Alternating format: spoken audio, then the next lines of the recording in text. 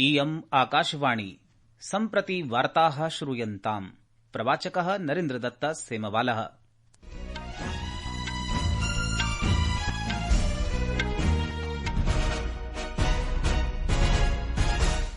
आदौ मुख्यवार्ताः। उत्तराखण्डे उत्तरकाशी मण्डलान्तर्गतस्य धरलीग्रामे अद्य खीरगंगा नद्याः उपरि जलग्रहणक्षेत्रे मेघविस्फोटनेन समुत्पन्नस्य आकस्मिक जलप्रलयस्य कारणेन बृहद्रूपेण विनाशः अभवत्। आपत्प्रबन्धनदलानि स्थले उद्धारकार्येषु सक्रियरूपेण संलग्नानि सन्ति। प्रधानमन्त्री नरेन्द्रमोदी फिलीपीन्स देशस्य राष्ट्रपतिना मार्कोस जूनियर इत्यनेन सह द्विपक्षीय संवादं कृतवान्। प्रोक्तवान् यत् द्वावेव देशौ परस्पर सहभागित्वम् अग्रे नेतुं सहमते स्तः। भारत फिलीपीन्स देशयोः मध्ये रणनैतिक सहभागित्वम् आपराधिक विषयेषु परस्पर विधिसाहाय्यं रक्षा विज्ञान प्रौद्योगिकी चेत्यादिषु क्षेत्रेषु सन्धिपत्राणि हस्ताक्षरितानि। अपि च बिहारे विशिष्ट गहन संशोधनम् इति प्रकरणम् अधिकृत्य विपक्षिदलानां विरोध प्रदर्शनानन्तरं द्वयोः एव सदनयोः कार्याचरणं स्थगितम् अभवत्। अथ वार्ताः विस्तरेण। उत्तराखण्डे उत्तरकाशी मण्डलान्तर्गतस्य धरलीग्रामे अद्य खीरगंगा नद्याः उपरि जलग्रहणक्षेत्रे मेघविस्फोटनेन समुत्पन्नस्य आकस्मिक जलप्रलयस्य कारणेन बृहद्रूपेण विनाशः अभवत्। आपत्प्रबन्धनदलानि स्थले उद्धारकार्येषु सक्रियरूपेण संलग्नानि सन्ति। वार्ताहरैः सह वार्तालापं कुर्वन् मुख्यमन्त्री पुष्कर सिंह धामी अस्याः घटनायाः विषये दुःखं प्रकटितवान्। बादल फटने की अभी सूचना आई है और बहुत तेज गति से मलबा आया है पानी के साथ। हमारा प्रयास है कि इस समय में सभी को जल्दी से जल्दी राहत के काम किए जाएं, बचाव के कार्य किए जाएं। जिला प्रशासन के लोग वहां पहुंच रहे हैं, साथ में हमारी सेना के लोग, एनडीआरएफ, एसडीआरएफ, आपदा प्रबंधन विभाग लगातार कोशिश कर रहा है। हमारी सर्वोच्च प्राथमिकता है कि सभी को इस समय राहत की जाए, सभी को बचाया जाए और हर प्रकार से जान माल की सुरक्षा की जाए। श्री धामी अवदत् यत् प्राथमिकतायाः आधारेण जनाः सुरक्षितस्थानेषु स्थानान्तरिताः। स्थितिः च निरन्तरं निरीक्ष्यते।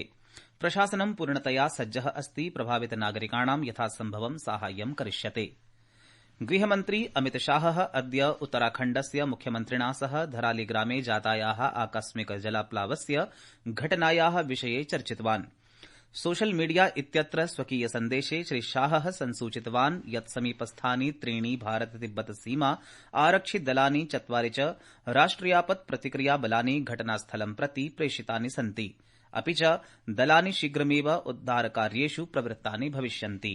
अद्य प्रधानमन्त्रिणः नरेन्द्रमोदिनः फिलीपीन्स देशस्य राष्ट्रपतेः फर्डिनेण्ड रोमुल्डेज मार्कोस जूनियर इत्यस्य च उपस्थितौ फिलीपीन्स भारतयोः मध्ये 9 सन्धिपत्राणाम् आदानप्रदानम् अभवत्। भारत फिलीपीन्स देशयोः मध्ये रणनैतिक सहभागित्वम् आपराधिक विषयेषु परस्पर विधिसाहाय्यं रक्षा विज्ञान प्रौद्योगिकी चेत्यादिषु क्षेत्रेषु सन्धिपत्राणि हस्ताक्षरितानि।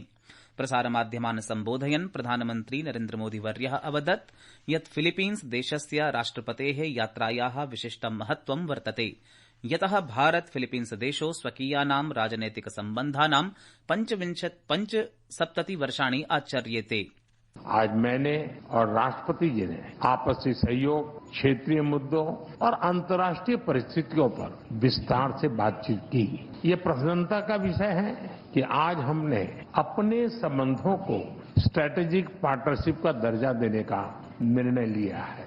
इस पार्टनरशिप के पोटेंशियल को परिणामों में परिवर्तित करने के लिए एक व्यापक एक्शन प्लान भी बनाया गया है। श्री मोदी पुनः अवदत् यत् द्वयोः देशयोः मध्ये सम्बन्धाः प्राचीनकालात् एव सन्ति। पहलगाम आक्रमणस्य दृढतया निन्दां कर्तुम् आतंकवादं विरुद्धं भारतेन सह स्थातुं भारतस्य समर्थनाय च सः फिलीपीन्स देशस्य राष्ट्रपतिं प्रति कृतज्ञतां ज्ञापितवान्।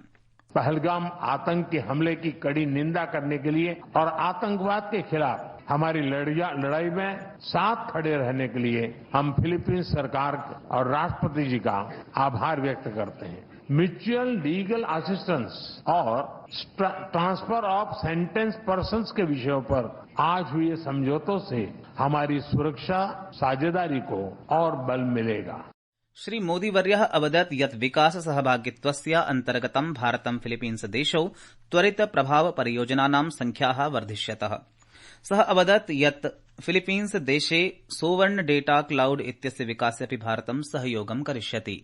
डेवलपमेंट पार्टनरशिप के अंतर्गत हम फिलीपींस में क्विक इम्पैक्ट प्रोजेक्ट की संख्या बढ़ाएंगे और फिलीपींस में सॉवरेन डाटा क्लाउड इंफ्रास्ट्रक्चर के विकास में भी सहयोग देंगे। धरती पर तो हमारी साझेदारी मजबूत है ही और अब हमने अंतरिक्ष की भी तैयारी शुरू कर दी है। इसके लिए आज समझौता भी किया गया है। मजबूत हो रहे रक्षा संबंध आपसी विश्वास का प्रतीक है। संस्कृतवार्तायाः संस्करणम् इदानीम् आकाशवाणीतः प्रसार्यते। सममेव अयं कार्यक्रमः आकाशवाण्याः अन्तर्जालपटले www.newsonair.gov.in इत्यत्र अथ न्यूज ऑन एआईआर इति चलदूरभाषीय तन्त्रांशे अपि उपलब्धो भविष्यति। बिहारे मतदातृसूच्याः विशिष्ट गहन संशोधनं समेत्य अन्येषु विविध विषयेषु चर्चायाः याचनां कुर्वन्तां विपक्षि दलानां विरोध प्रदर्शनानन्तरं संसदः द्वयोः सदनयोः कार्याचरणम् अद्य स्थगितम् अभवत्। प्रथमस्थगनस्य अनन्तरं लोकसभा राज्यसभयोः कार्याचरणं पूर्णदिवसाय स्थगितम् अभवत्। स्थगनानन्तरं यदा लोकसभायाः सदस्याः 2 वादने एकत्रिताः अभवन् तदा विपक्षिदलानि उच्चैर्घोषम् आचरितवन्तः, सदनमध्ये च आगतवन्तः। पीठासीनाधिकारी अकथयत् यत् सर्वकारः प्रत्येकं विषयम् अधिकृत्य चर्चायै सज्जः अस्ति। सः प्रोक्तवान् यत् प्रदर्शनकारिणः सदस्यानाम् आचरणं संसदीय शिष्टाचरणस्य अनुगुणम् उचितं न वर्तते। विरोधमध्ये लोकसभया गोवा राज्यस्य विधानसभा क्षेत्रेषु अनुसूचित जनजातीनां प्रतिनिधित्वस्य पुनः समायोजन विधेयकम् इति पारितम्। विधेयकस्य उद्देश्यम् अनुसूचित जनजातीनां सदस्यानां प्रभावात्मकतायै, लोकतान्त्रिक सहभागितायै निर्वाचनासनानाम् आरक्षणं सक्षमं कर्तुं गोवा राज्यस्य विधानसभायां निर्वाचनासनानां समायोजनस्य च प्रावधानं विधातुमस्ति। पीठासीनाधिकारिणः पौनः पुन्येन प्रार्थनायाः अनन्तरम् अपि प्रदर्शनकारिभिः सदस्यैः स्वकीयः विरोधः सततं प्रचालितः, येन सदनं पूर्णदिवसाय स्थगितं जातम्। एतादृशः एव घटनाक्रमः राज्यसभायाम् अपि द्रष्टुम् आगतः। यदा सदनं 2 वादने पुनः समारभत तदा विपक्षिदलानि विशिष्ट गहन संशोधनम् इति विषयमधिकृत्य चर्चायै याचनां कुर्वन्ती विरोध प्रदर्शनम् अकुर्वन्।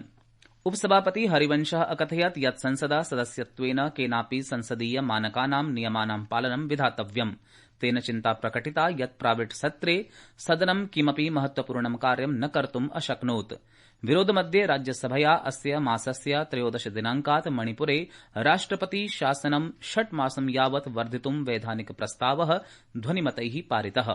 अद्य नवदिल्ल्यां संसद भवन परिसरे एनडीए इति राष्ट्रिय जनतान्त्रिक ग्रन्थिबन्धनस्य संसदीय दलस्य उपवेशनम् अभवत्। प्रधानमन्त्री नरेन्द्र मोदी, रक्षामन्त्री राजनाथ सिंहः, गृहमन्त्री अमित शाहः, भाजपादलाध्यक्षः जेपी नड्डा, एनडीए दलस्य अन्ये सदस्याः चापि अस्मिन् उपवेशने उपस्थिताः आसन्। उपवेशने ऑपरेशन सिन्दूर, ऑपरेशन महादेव इत्येतयोः अभियानयोः सफलतायाः कृते एनडीए इति दलस्य सांसदाः प्रधानमन्त्रिणः मोदीवर्यस्य अभिवादनं कृतवन्तः। सशस्त्र बलानां भूमिकायाः तेषाम् अविचल प्रतिबद्धतायाः च प्रशंसां कुर्वन्तः एनडीए दलस्य सांसदाः सर्वसम्मत्या एकं प्रस्तावम् अपि स्वीकृतवन्तः। पहलगाम आतंकी आक्रमणे मृतानां कृते अपि शोकः प्रकटितः। प्रसारमाध्यमैः सह वार्तालापं कुर्वन् केन्द्रीय संसदीय कार्यमन्त्री किरेन रिजिजू अवदत् यत् एनडीए इत्यस्य सदस्याः राष्ट्रस्य पक्षतः सशस्त्रसेनायाः शौर्यम् अधिकृत्य तेषाम् अभिनन्दनं कृतवन्तः। एनडीए पार्लियामेंट्री पार्टी मीटिंग में एक रेजोल्यूशन पास हुआ। ऑपरेशन सिंदूर का सक्सेसफुल हमारा मिलिट्री एक्शन के बाद फिर ऑपरेशन महादेव का जो सक्सेस है, भारत के सेना को, आर्म फोर्सेस को हमने अभिनंदन किया और सराहना करते हुए देश के ओर से हम हमेशा सेना के साथ खड़ा रहेंगे। प्रधानमन्त्रिणा नरेन्द्र मोदिना अद्य प्रोक्तं यत् निरन्तर संशोधनेन कृषक केन्द्रितैः उपक्रमैः कृषिक्षेत्रे स्थिरवृद्धिः अभवत्। कृषि कृषक कल्याण मंत्रिणा शिवराज सिंह चौहानेन लिखितम् एकं लेखं प्रकाशयता श्रीमोदिना प्रोक्तं यत् एतानि संशोधनकार्याणि 47-अधिक-2000 वर्षपर्यन्तं विकसित भारतस्य निर्माणे प्रमुखानि भविष्यन्ति। स्वकीये लेखे श्रीचौहानवर्यः प्रोक्तवान् यत् कृषि केवलं भारतीयार्थव्यवस्थाया मेरुदण्डः एव न अपितु आत्मनिर्भरस्य सशक्तस्य च भारतस्य आधारः अस्ति। इति वार्ताः।